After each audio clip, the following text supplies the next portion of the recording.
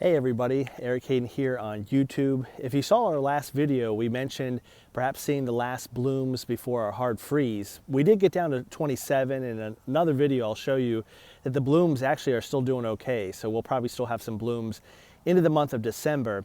I did promise in some of the next videos we're going to talk about soil testing and then eventually some roses arriving from Palatine. I'll show you how we package those up in terms of potted roses in the fall and into the winter here in Eastern North Carolina. Today though, I want to talk about soil test. The first part is why should you test? If you haven't done a soil test yet, it's a really good idea to do so. It's one of those things that the American Rose Society, any local society has mentioned before. Did I do it in the past? No. Reason for it, I grew up in Maryland, lived in New York. The soil was pretty similar. I just added a lot of compost and everything grew pretty well. So I lucked out and it didn't seem to have a huge impact not testing, but I probably could have done better with certain aspects. I moved down here to North Carolina. We're 3 miles from the ocean, 100% sand. Never grew roses in sand. I know you needed to add compost and some things like that, but I wanted to know how much and what I was starting with. And when I did my first soil test, I was pretty shocked. My soil was super acidic. It was between 5 and 5.3. Ideal is around 6.3, and it's a logarithmic scale, so the difference between 6 and 5 is tremendous. It's not just a difference of 1. So we had a really acidic soil. The other thing we had was a lot of phosphorus. That's that middle number. I know you see them all on the bloom boosters and all the fertilizer packaging trying to get you to buy it. If it's already in the soil, you don't need it. So I don't apply a lot of phosphorus to my soil because the soil test continues to show not only is it high, but it's almost off the charts high, even in my lawn. So it's not just because my rose gardens have been fertilized. So again, a soil test will show you what you have, what you need to add. In my case, I needed to add a little bit of lime to bring it up. Some folks will need to do sulfur to bring it down. It just depends. But it'll show you what's in the soil and what you need to add. Why do it this time of year? The other reason I do it this time of year is I'm cheap in North Carolina.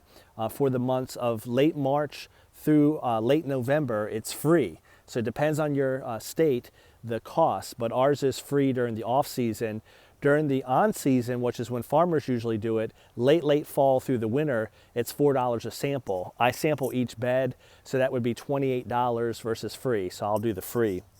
The other reason why you want to do it in the fall, I've done it in the spring before, I've applied lime before, but it's best to test it when it's been many months since you've done anything. I haven't fertilized this garden since August, so it should be a good representation of what's going on.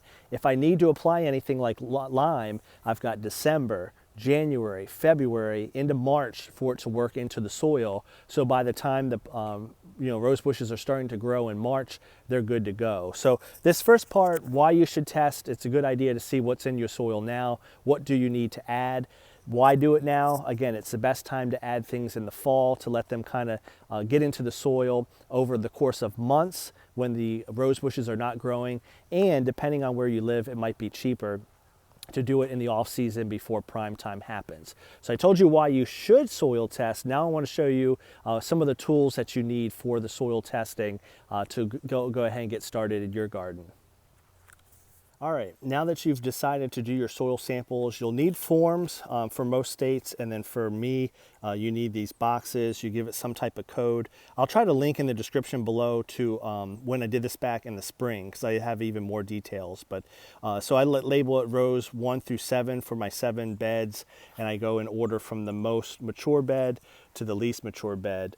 So that's my coding system. I do have a neat tool that I want to show you. For each bed, I try to take multiple samples. So what I'll do is, I haven't done this one yet, I'll dig little, not holes, but I move the mulch and any weeds out of the way that's kind of close to the bud union.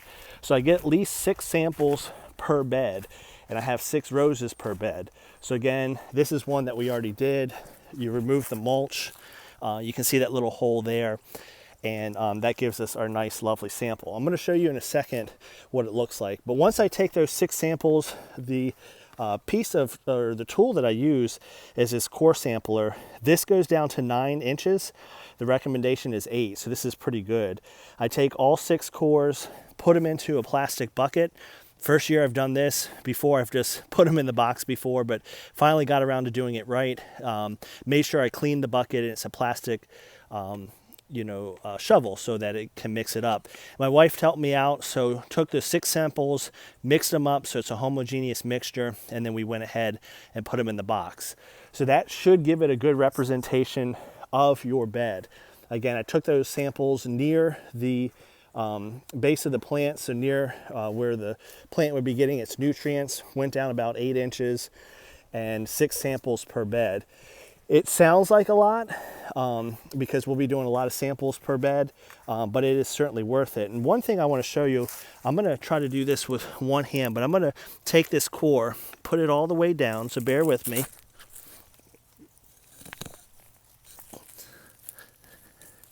My wife's going to help hold it. And this is what you get. And this is the most established bed. So as I go down, again, this is 9 inches. This is the first inch, 2, 3, 4, 5, 6. It's all really organic, nice soil. But look, and this is really going to be cool for you guys. So the first 6 or 7 inches of this most mature bed, very, very good soil. It's been, it was prior to buying the house, they had a garden here. So they amended it, I amended it. But watch as I get down toward 9 inches. Let's see if I can, it's hard to poke it out. But look, it's 100% sand. So again, at the 9th inch, let's see if I can, there we go. So again, with the visual, this is a 9-inch core. This end is near the top of the surface. This end is the farthest down. My 9th inch in this most mature bed is 100% sand. So that's just kind of cool getting a soil profile of your beds. The other beds that are less mature, the depth will be like this. My first 3 or 4 inches will be good soil, and all the rest is sand. And that's not a good or bad thing. It just shows you what amending your soil over years and years can do. This bed had railroad ties and was amended by the previous owners. The house was built in 06, so we're talking 14 years of possible amendments. We've had it for 4. So for sure, at least 4 or 5 years it's been amended. But again, by mixing it up, you get a much better idea for the garden itself. The last step, I'll show you how we box them up and ship them out. But again, plastic bucket, taking multiple samples, and I like to try to get by the rose itself, so I'm sampling where the roots are rather than in between the roses themselves. As I'm going around the garden, I did forget one step or just one thing to mention. You really want to take these samples when it's been dry, if possible. So we had about a good 4 inches of rain maybe a week ago, so we've certainly dried out. So everything's perfect this time around. But I've been there, done that, where I was up against a deadline, I think in the spring. And again, this is pretty, it's hard to tell, but it's pretty dried out. But I've been up against a deadline before in the spring where I took a sample anyway, and the box kind of got wet. It's not as good for sampling, and those boxes can break. So just one quick thing, if you do have time on your side, try to wait for a dry stretch of weather. Much better than trying to do it with soggy soil. We're just about done, and we put them in order of what was the longest in our garden. Again, the most mature bed to the least, because I wanted to show the difference. It's getting kind of dark, so I don't know if you can tell, but on the far right is garden bed 1, which has been here, again, it could be 10 years. All the other ones are 3 or 2 years old. And you can see on the right, the most mature is the darkest. And as you go left and you get newer, it gets a little lighter. The lighting is hard to tell. So I just pulled a core from bed number 1, 2, 3, 4, 5, 6. Bed 6, these beds right here, 5 and 6, were planted 2 years ago in the fall.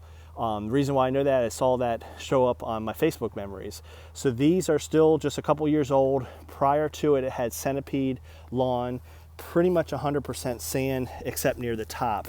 Contrast that with that soil sample I showed you in the beginning. Again, way near this end, at this end is the deepest part. 9 inches in, you can see the soil has some gray and dark feel to it. That's from me amending with compost. But then beyond, from inch 9 to inch 8, the whole rest of the way down, You know, the next 7 or 8 inches down is almost pure sand. You can see the color. Just scroll back in the video and look at my first probe of the most mature bed. The whole thing was dark, remember, except this very end. And again, with the soil probe, this is the least deep. So we're going 1 inch, 2, 3, 4, 5, 6, 7, 8, 9 inches into the soil. So it took me to go all the way down to 9 before until I got to sand this bed that's not as mature. Only 1, 2 inches down and I hit pure soil or pure sand. So that just shows you what your amending can do in the garden. So we'll finish up here, we'll get them boxed up, and I'll have a little conclusion on doing the soil samples. All right, we're back inside. It's amazing with the time change. It's just about 5:30 and it's pitch black out there. Finished the 7 rose boxes. You'll notice some additional ones. I did a soil sample from our front yard, our backyard, and our blueberry garden. So they're all boxed up. A common shoebox works really well. This was probably the hardest part. Luckily, my wife helped me with this part.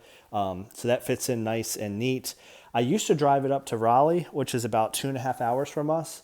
Nice drive, not a huge deal, but via UPS, I think it was $10 or $11 to ship it last time. So I would use that almost in gas, even with my car being pretty efficient at the gas mileage, but certainly when you factor in the time. So if I've got something to do up there, I would maybe drive it and drop it off. But with everything going on, we're trying to stay home as much as we can.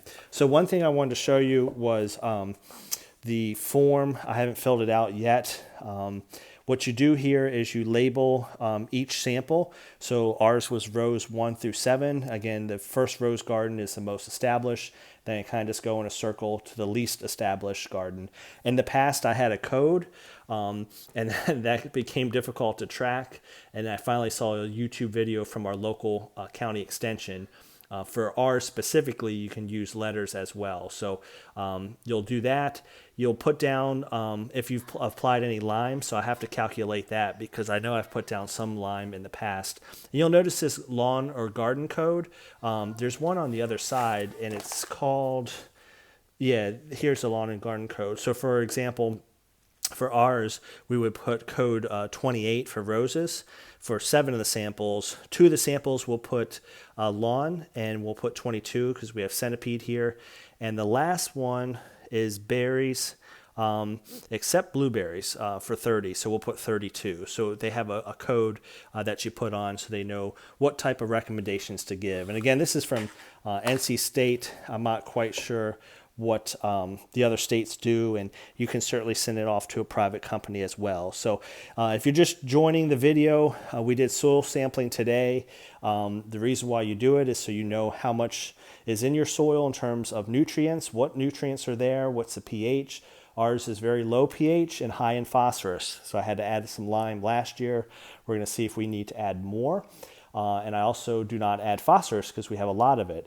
Fall is a good time to do it. Some states, if you get in before Thanksgiving, it's free, like North Carolina is. And the other reason why it's good to do in the fall, it gives you time to put lime down, put whatever you need into the garden. Then you have multiple months. The winter rains can soak it in so that the soil is ready for the roses come spring. So if you haven't done a soil sample yet, I highly recommend it. Again, it's one of those things I was fixing to do from when I started growing roses in 2013 to 2017 until we came down here. But the kick in the butt was growing in 100% sand. I needed to know what I was working with, and I've been really happy. It is late November. We're just before Thanksgiving. The sample, the turnaround time is about a month this time of year because a lot of folks are getting their stuff in because it's cheap. And then you got the farmers getting them in for their spring crops before they put those in. So I imagine toward Christmas time, maybe the last week of December, once I get the results, I'll post them on here and show you what we get in the report to kind of finalize everything. As always, I appreciate the new subscribers, and I really appreciate those comments. Really mean a lot to me. I try to respond as often as I can. Sometimes I don't see the notifications unless I log in a certain way. So if I've missed you, I apologize for that. But I really do appreciate those comments. I read them, and they mean a lot. Hope everyone's doing well, and I hope you have a good Thanksgiving if this is the last video we do before next week. Take care, everyone.